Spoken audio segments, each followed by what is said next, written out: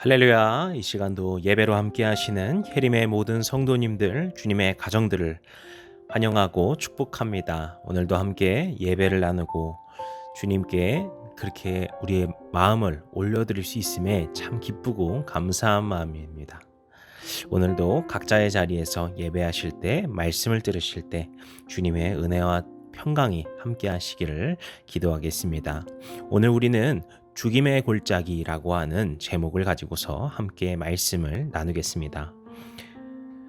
지난 이틀간 우리는 예레미야 18장의 말씀을 함께 살펴보았죠.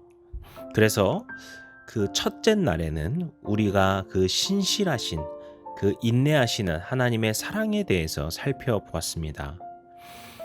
그런데 또 그 다음에 나눈 것은 어제 말씀에서는 무엇을 보았냐 하면은 이런 사랑을 누리고 있음에도 불구하고 그런 하나님의 사랑을 경험하고 있음에도 불구하고 그것을 모두 잊어버린 채 죄악으로부터 벗어나지 않고 하나님을 등져버린, 하나님을 떠나버린 그런 유다를 향한 심판이 이제 임박했노라 라고 하는 그 말씀을 우리가 함께 보았죠.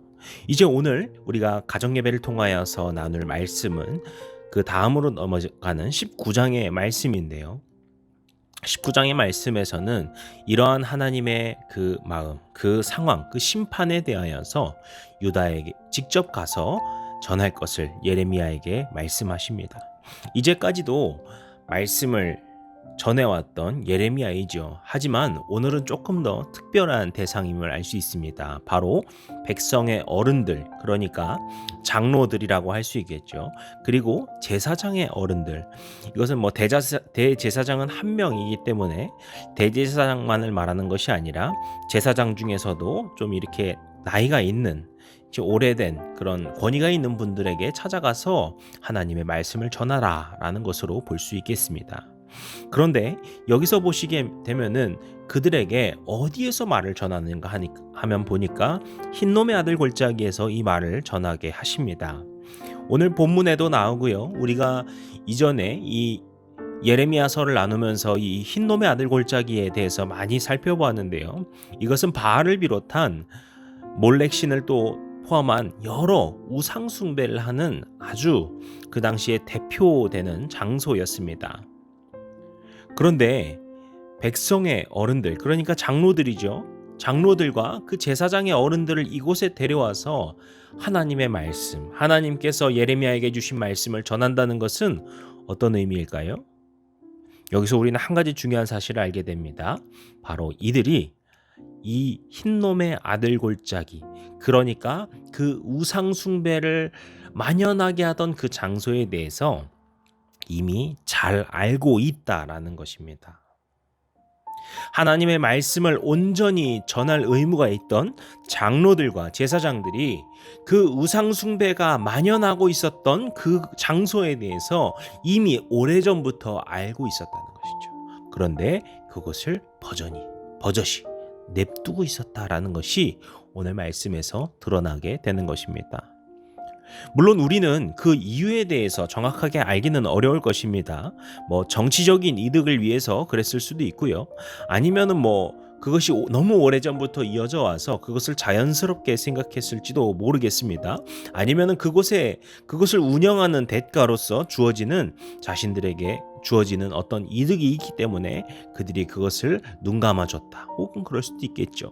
우리는 정확한 이유는 알 수 없습니다. 다만 이들의 임무는 무엇입니까?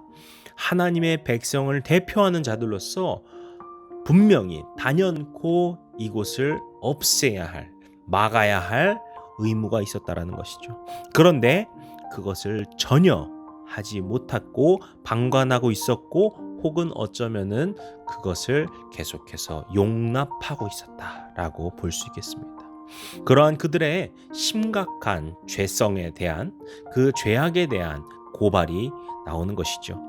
그리고서 이런 우상 숭배의 죄악에 대해서 드러내면서 6절에 보시게 되면은 이 흰놈의 아들 골짜기에 대해서 어떻게 말씀하시는가 하면은 흰놈의 아들 골짜기라 부르지 아니하고 오직 죽임의 골짜기라 부르는 날이 올 것이다 라고 말씀합니다.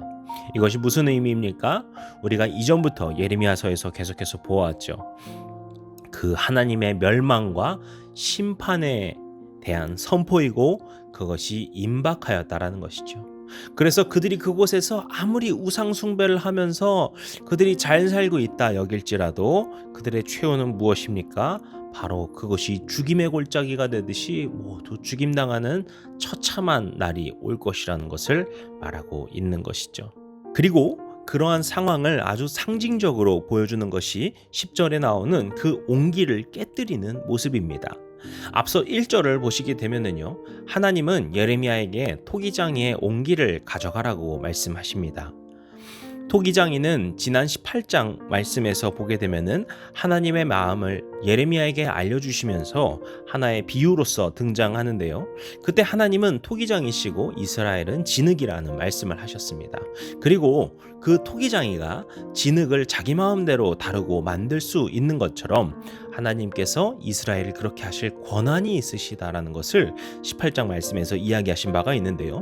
여기서 다시 이 토기장이를 통하여서 그 이미지를 우리가 생각해 볼 수 있게 되는 것이죠. 그리고서 그 토기장이의 옹기를 가지고서 그들에게 직접 가라 명하신 후에 그것을 가지고 간 이유가 바로 앞서 말한 것처럼 그들의 목전에서 그 옹기를 깨뜨리는 것이었습니다. 앞서 말씀드린 것처럼 토기장이는 하나님이시고 진흙은 이스라엘이라고 할 때 하나님의 뜻을 떠나 자기 마음대로 행하고 그 죄악을 저지르던 이스라엘은 바로 이 옹기와 같다고 볼 수 있겠죠. 그리고 그 옹기를 깨뜨림으로써 하나님께서 이스라엘 그리고 예루살렘을 이렇게 깨뜨리실 것임을 이제 선포하셨다라고 볼 수 있겠습니다. 그리고 11절에 가서 그 깨뜨린 의미에 대해서 말씀하시는데 결국에 그 핵심은 이것이 회복 불가능하다라는 것입니다. 옹기를 깨뜨리면은 그것을 다시 붙일 수 있습니까? 지금은 접착제로 붙인다 할 수 있을지 모르겠습니다. 그런데 접착제로 붙여도 그것이 원상복귀가 되는 것은 아니고요. 그것을 다시 그 당시에는 온전히 붙일 수 있는 방법 딱히 없었겠죠. 마찬가지로 이제 하나님께서 말씀하신 그 심판이 임박하였고 그때 이 옹기와 같이 예루살렘 성읍이 깨지고 무너지게 되는 이제 되돌릴 수 없는 일이 벌어질 것을 말씀하시는 것입니다. 우리가 이제까지 예레미야서를 보면서 우리가 이러한 말씀을 살펴보았었죠. 그런데 오늘 말씀에서는 더욱더 명확하게 유다의 심각한 상황을 알 수 있습니다. 그 우상 숭배가 만연하게 일어남에도 불구하고 그것을 눈 감고 보지 못한 채 아니면 그것을 신경 쓰지 않은 채 아니면 그것을 통하여서 이익을 누리고 있는 그 제사장과 장로들의 모습 그리고 그렇게 하나님의 말씀으로부터 더 멀어지고 있는 그들의 모습을 우리가 계속해서 보고 있는 것이죠. 오늘 말씀 우리가 함께 살펴보면서 우리 가정 가운데서도 이러한 고민들과 질문들, 고백들이 있으면 좋겠습니다. 우리가 주님 앞에 혹 아직도 돌이키지 못한 죄악이 있지는 않습니까? 우리가 주님 앞에 내려놓지 못한 우리의 악한 모습이 있지는 않습니까? 지금 이 시간을 통하여서 그 모든 것을 내려놓고 주님께 회개함으로 나아가시기를 소망합니다. 우리가 그렇게 주님께 나아갔을 때 주님께서는 다시금 우리를 향한 사랑의 빛을 비춰주십니다. 이스라엘이 유다가 멸망하지만 다시 회복을 맞이하게 될 수 있는 것처럼 그들이 그 우여곡절 가운데에서도 다시금 주님께서 붙들어 주시는 것처럼 주님을 사랑하는 백성들을 주님께서 끝까지 책임지시는 것을 우리가 함께 기억하면서 주님, 제가 이러이러한 죄를 짓고 있습니다. 저에겐 이러한 악함이 남아 있습니다. 하지만 주님 앞에 내려놓고 이제 그것으로부터 돌이키길 원합니다. 우리에게 그것을 돌이킬 수 있는 의지와 힘을 주시고 이제 오직 주님께 나아가는 주님의 거룩한 자녀 되도록 도와주시옵소서. 저와 여러분의 고백이 되셔서 이제 우리가 변화된 가정으로서 변화된 영혼으로서 주님께 나아가는 이 거룩한 주일이 되셨으면 좋겠습니다.